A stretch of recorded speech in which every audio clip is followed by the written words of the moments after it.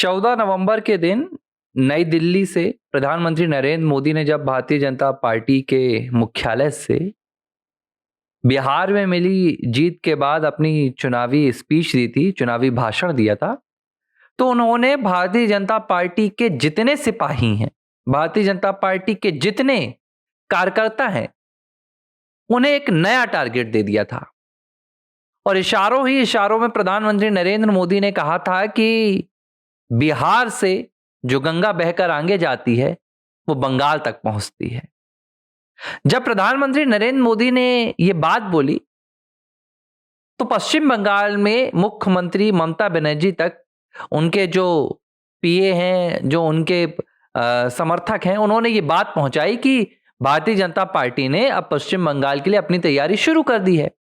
उसी रोज रात को 12 बजे एक तस्वीर सामने आई जिसमें भारतीय जनता पार्टी के तमाम संगठन के नेता पश्चिम बंगाल के चुनाव को लेकर बैठक कर रहे थे। आनन फानन में ममता बनर्जी ने 14 नवंबर के बाद एक एक्शन लिया और उन्होंने कई रिपोर्ट्स बता रही हैं कि एक ऐसी संस्था को हायर किया और उन्होंने पूछा कि अभी क्या अपडेट है, क्योंकि चुनाव बहुत नजदीक है 2026 के, तो टीएमसी के पक्ष में कितना माहौल है और बीजेपी के लिए अभी बंगाल में क्या माहौल है।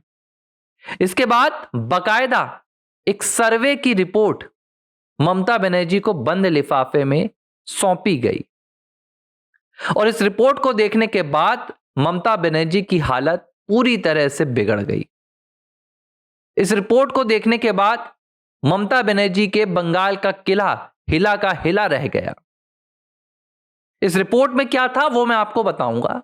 सबसे पहले आप लोग लगातार मुझे सहयोग कर रहे हैं, मेरे वीडियोस को शेयर कर सहयोग कर रहे हैं, लाइक और कमेंट्स के जरिए सहयोग कर रहे हैं, और ये जो स्क्रीन पर जीपे का नंबर मेरा दिखा रहा हूं मैं, इसमें जो भी आर्थिक सहयोग आप लोग कर रहे हैं उसके लिए बहुत बहुत धन्यवाद। और जितने भी लोग सहयोग करना चाहते हैं, कोई पाबंदी नहीं है, जो सहयोग बनेगा वो राष्ट्र हित में लगेगा, आर फॉर राष्ट्र में लगेगा, जिसके जरिए हम एक मजबूत हिंदू इकोसिस्टम का निर्माण करेंगे। अब कहानी पर आता हूं। ममता बनर्जी का बीते दिन एक बयान आया। यह बयान था राज्यसभा बुलेटिन के उस संदर्भ में जिसमें कहा गया कि जो आगामी विंटर सेशन आने वाला है पार्लियामेंट का, संसद का, उसमें राज्यसभा ने कहा कि देखिए भैया, कोई नारेबाजी मत कीजिए, ये जो राज्यसभा है ये कोई सड़क नहीं है कि आप यहां पर आए, कोई भी नेता, चाहे वो भाजपा का नेता हो, चाहे वो कांग्रेस का हो, टीएमसी का हो, सत्ता पक्ष का हो, विपक्ष का हो, नारेबाजी नहीं चलेगी। लेकिन एक चीज थोड़ी सी मुझे भी लगता है कि गलती हो गई है राज्यसभा के जो भी कर्मचारी होंगे, कि उन्होंने स्पेसिफिकली कह दिया कि आप जय हिंद और वंदे मातरम जैसे नारे नहीं लगा सकते, थैंक यू और थैंक्स जैसे। इसे लेकर थोड़ा सा नाराजगी लोगों में जाहिर हो गई और लोगों ने कहा कि भाई ऐसी बात नहीं करनी चाहिए कि वंदे मातरम का नारा देश के भीतर कहीं नहीं लग सकता। मुझे लगता है इस पर स्पष्टीकरण आ जाएगा। लेकिन जब यह बात पश्चिम बंगाल के मुख्यमंत्री ममता बनर्जी तक पहुंची तो ममता बनर्जी ने इस पर जो प्रतिक्रिया दी, उस प्रतिक्रिया को देखकर सत्ता पक्ष तो सत्ता पक्ष, विपक्ष भी हैरान है। खुद टीएमसी, उसके कई दिग्गज नेता ममता बनर्जी के इस बयान के बाद समझ में नहीं आ रहा उनको कि भाई हमारी मुखिया ने ऐसा बयान क्यों दिया। कुछ लोग अभिषेक बनर्जी से पूछ रहे हैं कि आपको जानकारी है क्या। अभिषेक बनर्जी ने भी यह बात नहीं बताई। ममता बनर्जी ने क्या कहा जब उनसे कहा गया कि वंदे मातरम और जय हिंद जैसे नारे नहीं लगेंगे राज्यसभा में, तो ममता बनर्जी ने कहा कैसे नहीं लगेंगे, हम वंदे मातरम के लिए, हम जय हिंद के लिए अपनी जान दे देंगे। यह नारा बंगाल की शान है, यह नारा बंगाल से निकला है वंदे मातरम का, और जो वंदे मातरम से टकराएगा वो चूर चूर हो जाएगा। जब ममता बनर्जी ने यह बयान दिया तो एक बात बड़ी हैरान कर देने वाली निकलकर सामने आई, क्योंकि ठीक एक हफ्ते पहले, 2 हफ्ते पहले, जब वंदे मातरम के 150वें साल की वर्षगांठ पूरा देश मना रहा था, प्रधानमंत्री नरेंद्र मोदी ने इस पूरे अभियान का आह्वान किया था, तो कांग्रेस के जितने मुस्लिम नेता थे, टीएमसी के जितने मुस्लिम नेता थे, यहां तक कि समाजवादी पार्टी से लेकर हर दल के मुस्लिम नेताओं ने कहा कि हम वंदे मातरम नहीं कहेंगे। वंदे मातरम इस्लाम में हराम है, ये कुरान के खिलाफ है, ये नबी की शान के खिलाफ है, नबी की शान में गुस्ताखी है। यहां तक कि जिस वंदे मातरम का उद्भव पश्चिम बंगाल की सरजमी से हुआ था, जिस वंदे मातरम की गूंज पश्चिम बंगाल से निकलकर पूरे देश में पहुंची थी, जिस पश्चिम बंगाल की जमीन पर खड़े होकर रविंद्रनाथ बाबू ने वंदे मातरम के संपूर्ण गीत का गायन किया था, उस पश्चिम बंगाल में वंदे मातरम पर कोई कार्यक्रम नहीं हुआ, सरकार ने कोई उत्साह नहीं मनाया। लेकिन राज्यसभा की एक बुलेटिन की खबर को लेकर ममता बनर्जी इतनी आग बबूला क्यों हो गई कि उन्होंने कह दिया कि जो वंदे मातरम नहीं बोलेगा चूर चूर हो जाएगा। अब चूर चूर किसे ममता बनर्जी करने की बात कर रही है? वंदे मातरम कहने के लिए कोई भी भारत का जो हिंदू है वो मना नहीं करता, वो तो शान से कहता है। जबकि वो लड़ाई इसलिए लड़ रहा है कि भाई जो ये कुछ विशेष कट्टर मानसिकता वाले मुस्लिम हैं वो कहते हैं कि हमारे इस्लाम में वंदे मातरम हराम है। सवाल ही उठता है कि जो पश्चिम बंगाल में टीएमसी का सबसे बड़ा वोट बैंक है, जो 30% मुस्लिम लोग, मुस्लिम मतदाता ममता बनर्जी को सीधा वोट देते हैं और उन्हें सत्ता की चौखट तक पहुंचाते हैं, क्या ममता बनर्जी उनको चूर चूर करने की बात कह रही है? यह तो हो नहीं सकता। ममता बनर्जी को अचानक इतना बड़ा झटका तो लग नहीं सकता कि वो अपने वोट बैंक के खिलाफ ऐसी बात कर दें। और ममता बनर्जी ये बात जानती भी हैं कि उन्होंने ये जो बयान दिया है इसका खामियाजा भुगतना भी पड़ सकता है। तो ममता बनर्जी ने ऐसा बयान क्यों दिया कि उनका जो 30% वोट बैंक है वो पूरी तरह से उनके खिलाफ हो जाए? ये मेरे पास खबर पहुंच गई है, मेरी टीम लगी हुई थी, रिपोर्ट्स आ गई हैं।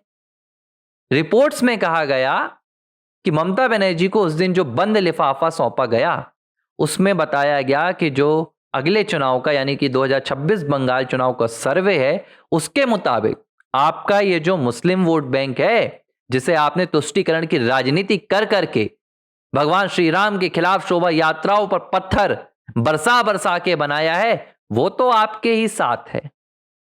लेकिन इसके अलावा जो 20% आपको हिंदू वोट बैंक मिलता था वो पूरी तरह से अब टीएमसी का साथ छोड़ चुका है। वो पूरी तरह से अब भारतीय जनता पार्टी की तरफ शिफ्ट हो गया है। और इसके पीछे के जो कारण है, इनके पीछे की जो वजह है वो भी गिनाई गई।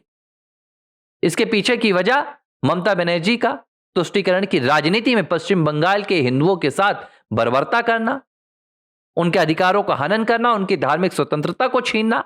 दूसरा, महिलाओं के साथ सुरक्षा को लेकर पूरी तरह से नजरअंदाज करना सुरक्षा को, जिहादियों के हाथों पश्चिम बंगाल की बेटियों का, बहनों का दुष्कर्म करवाना। और जो तीसरा सबसे बड़ा यहां पर कारण निकल कर आया वो भ्रष्ट सरकार। ममता बनर्जी की सरकार ने जो भ्रष्टाचार के बड़े बड़े उदाहरण पेश किए उससे पश्चिम बंगाल के जो युवा हैं, जो खास तौर पर हिंदू युवा हैं, वो पूरी तरह से ममता बनर्जी की सरकार के खिलाफ रुख बना चुके हैं और उन्होंने खुलकर यह बात कहनी शुरू कर दी है। अब रही वोट शेयर की बात, तो 2021 का जो पश्चिम बंगाल का विधानसभा चुनाव था वो आपको पता था कि अपने आप में एक ऐतिहासिक चुनाव था, क्योंकि भारतीय जनता पार्टी ने 3 सीटों से 77 सीटों का सफर तय किया था। अब इस दौरान जो भारतीय जनता पार्टी का वोट शेयर था वो 10% से 38% तक पहुंचा। 10 से सीधे 38 पर उछाल, 10 से 38 पर छलांग। और जो ममता बनर्जी की टीएमसी का वोट शेयर था वो 47% था, उसमें से 2% की बढ़ोतरी हुई थी, 45 से 47 पहुंच गया। यानी कि ममता बनर्जी के वोट बैंक में कोई बहुत बड़ा तब तक बदलाव नहीं आया था, लेकिन भारतीय जनता पार्टी का वोट बैंक 10 से 38 पहुंच गया, सीधे तौर पर दुगनी रफ्तार से। अब यह वोट बैंक 2026 के चुनाव में ममता बनर्जी के 48 वाले आंकड़े को पूरी तरह से पार कर रहा है, क्योंकि भारतीय जनता पार्टी को सिर्फ 10% वोट शेयर की जरूरत है। और जो रिपोर्ट्स कह रही हैं उसमें कहा जा रहा है कि भारतीय जनता पार्टी के खाते में करीब 20% वोट शेयर ऐड हो चुका है ऑलरेडी। और इस रिपोर्ट्स ने ममता बनर्जी के कान खड़े कर दिए हैं। अब ममता बनर्जी नई चाल चलना चाह रही हैं। ममता बनर्जी चाह रही कि भाई ये देखिए, मुस्लिम जो है, जो तुष्टीकरण की राजनीति से इन्होंने अपना वोट बैंक बनाया है, उसके पास दूसरा कोई विकल्प नहीं है। कांग्रेस को वो वोट देंगे नहीं, क्योंकि कांग्रेस का पूरा बंगाल में कार्यकाल लगभग निपट चुका है। भारतीय जनता पार्टी से वो अपनी दूरी वैसे ही बना के रखते हैं, तो उनके पास जो विकल्प है वो उसे ही वोट देते हैं जो भारतीय जनता पार्टी को हराएगा, यानी कि टीएमसी को। तो ममता बनर्जी ने ये चाल चली, उन्होंने ये खेल शुरू कर दिया है कि अब वो राष्ट्रवाद की कहानी बनाएंगी। अब वो राष्ट्रवाद के जरिए जो युवा टीएमसी के खिलाफ जा रहे हैं उन्हें प्रेरित करने की कोशिश करेंगे कि आप टीएमसी में वापस आइए। आने वाले चुनाव में मुझे यह भी खबर मिली है कि ममता बनर्जी हार्डकोर हिंदुत्व की राजनीति भी करेंगी।